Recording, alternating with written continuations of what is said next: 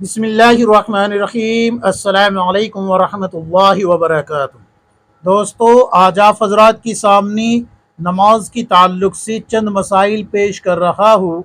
کچھ خواتین ہیں جنہوں نے پوچھا ہے کہ مفتی صاحب، جس طریقے سے نماز کی 7 شرائط ہے اور 6 فرض ہے، تو جیسے نماز کی شرائط پورے کرنے کے لیے بدن کو ڈھانپنا ضروری ہے، بدن کا پاک ہونا ضروری ہے، جس جگہ نماز پڑھی جائے اس جگہ کا پاک ہونا ضروری ہے، تو کیا اس ہی طریقے سے عورتوں کے لیے نماز پڑھنے کے لیے، عورت جب نماز پڑھے تو کیا اس کے لیے چوڑیاں پہننا بھی ضروری ہے؟ اگر اس نے چوڑی نہیں پہنی تو کیا اس کی نماز نہیں ہوگی؟ اور اگر نہیں ہوگی اور وہ پہلے بہت ساری نمازیں بغیر چوڑی پہنے پڑھ چکی ہے، تو اب ان نمازوں کا کیا حکم ہوگا؟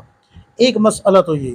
دوسرا یہ کہ کسی غیر نمازی نے سلام کیا یا اس کو چھینک آئی اور اس نے الحمدللہ کہا، تو اب نمازی اگر سلام کا جواب دے دے یا چھینکنے والے کی الحمدللہ کہنے کا جواب دے دے، تو کیا اس کی نماز ہو جائے گی یا نماز ٹوٹ گئی؟ شریعت کیا کہتی ہے اس بارے میں؟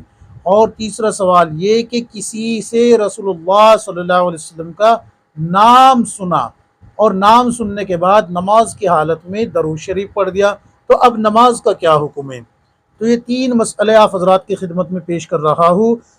یہ آپ کو میں پہلے حوالے بتا دیتا ہوں۔ علم الفقہ، اس کو کھول کے دیکھ لیجئے، کتاب کو ہدایہ کھول کے دیکھ لیجئے، فتاوی شامی کھول کے دیکھ لیجئے، رد المختار کھول کے دیکھ لیجئے، در مختار کھول کے دیکھ لیجئے، فتاوی دارالعلوم دیوبند کھول کے دیکھ لیجئے، اسی طریقے سے فتاوی محمودیہ کھول کے دیکھ لیجئے، فتاوی عالمگیری کھول کے دیکھ لیجئے، فتاوی ہندیہ کھول کے دیکھ لیجئے۔ بہت ساری کتابوں میں آپ کو یہ تمام مسائل مل جائیں گے۔ سب سے پہلے میں آپ کو درود شریف کے تعلق سے بتا دیتا ہوں۔ دیکھیے، نماز کے قاعدہ آخرہ میں اتحیات مکمل کرنے کے بعد درود شریف کا پڑھنا سنت ہے، لیکن اگر آپ نے 4 رکعت والی میں یا 2 رکعت والی میں یا 3 رکعت والی میں، قاعدہ آخرہ کی بات کر رہا ہوں میں، قاعدہ اولا کی نہیں کر رہا ہوں، آخری رکعت کے قاعدہ آخرہ میں درود شریف کا پڑھنا اتحیات کے بعد یہ سنت ہے۔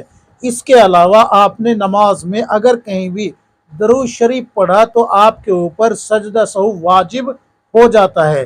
یہ تو ہو گیا نماز میں درود شریف پڑھنے کے تعلق سے، جو کہ آپ نے اپنے اختیار سے پڑھا ہے، کسی کا لقمہ قبول کر کے نہیں پڑھا۔ لیکن اگر آپ نے باہر سے کسی سے آپ صلی اللہ علیہ وسلم کا نام سنا اور آپ نے درود شریف پڑھ دیا، قیام کی حالت میں ہو یا رکوع کی حالت میں ہو یا سجدے کی حالت میں ہو یا تشہد کی حالت میں ہو، حتیٰ کہ اگر آپ نے قاعدہ آخرہ کا درود شریف پڑھنا شروع کیا تھا لیکن نیت ہو گئی کہ میں اس کا جواب دے رہا ہوں یا دے رہی ہوں، تو بھی آپ کی نماز فاسد ہو گئی، ٹوٹ گئی۔ اب آپ کو دوبارہ سے نماز پڑھنی ہوگی۔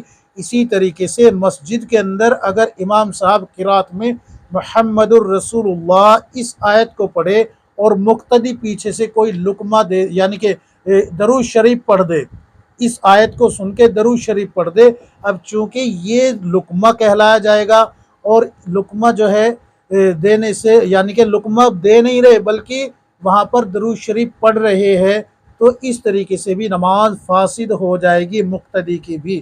اس کو دوبارہ سے امام صاحب کے ساتھ نماز دوبارہ سے شروع کرنی ہوگی۔ اسی طریقے سے آپ نے کہا کہ سلام کا جواب دینا یا چھینک کا جواب دینا، تو یہ بھی غیر نمازی کا لقمہ ہوگا جو آپ نے قبول کیا اور اس کو جواب دے رہے ہیں۔ یہاں پر بھی آپ کی نماز فاسد ہو جائے گی، نماز ٹوٹ جائے گی آپ کی۔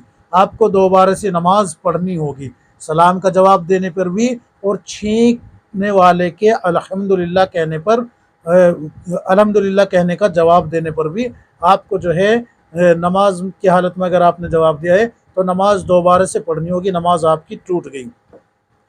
اب یہ جو سوال ہے کہ چوڑی پہننا ضروری ہے یا نہیں عورتوں کے لیے، تو دیکھیے، آپ صلی اللہ علیہ وسلم سے یہ کہیں بھی ثابت نہیں ہے کہ آپ صلی اللہ علیہ وسلم نے امت کی عورتوں کو یہ حکم دیا ہو کہ تم نماز میں چوڑی پہنو، اگر چوڑی نہیں پہنو گی تو نماز نہیں ہوگی۔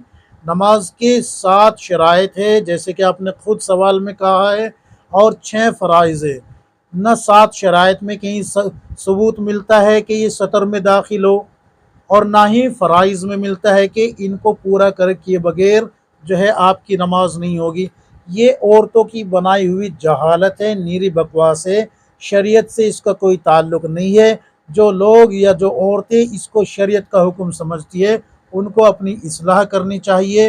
اللہ کے رسول صلی اللہ علیہ وسلم نے فرمایا کل بدعت ضلالہ و کل ضلالۃ فی النار، کہ دین میں ہر نئی بات بدعات ہے اور بدعات گمراہی اور گمراہی کا ٹھکانہ جہنم ہے۔ اچھے سے یاد کر لیجئے اس حدیث کو کہ دین کے اندر جب بھی نئی بات پیدا ہوگی وہ بدعات کہلائی جائے گی۔